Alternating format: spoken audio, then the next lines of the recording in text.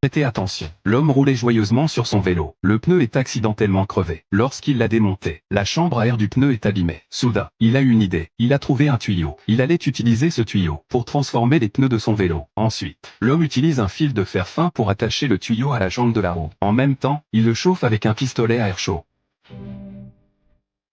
pour fixer le tout en place. Après cela, vous pouvez tracer une marque, couper l'excédent de tuyau. Vous pouvez ensuite utiliser une section plus petite de tuyau d'eau et relier les deux extrémités du tuyau à l'aide d'un chauffe-eau. Après refroidissement et mise en forme, vous avez un cercle de la taille de la chambre à air. Ensuite, 3 trous sont percés à l'aide d'une perceuse.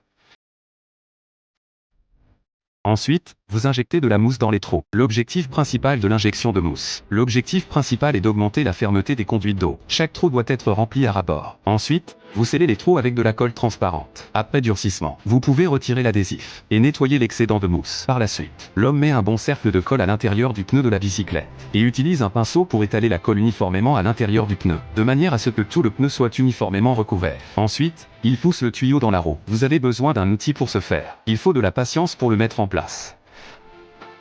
Une fois qu'il est en place, l'élasticité est très forte.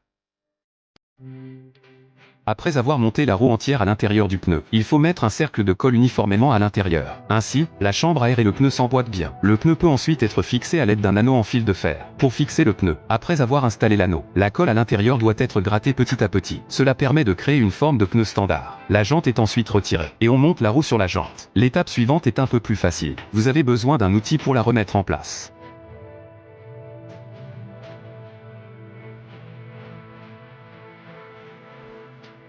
Enfin, la roue est montée sur le vélo. Et voilà, vous avez fabriqué un pneu avec un tuyau. Avec ce pneu, quel que soit l'état de la route, même s'il y a des clous, on peut toujours rouler. La vie est très pratique. J'admire vraiment le savoir-faire et la brillante créativité de cet homme. Alors pour un tel pneu, sur 10, quelle note lui donneriez-vous ?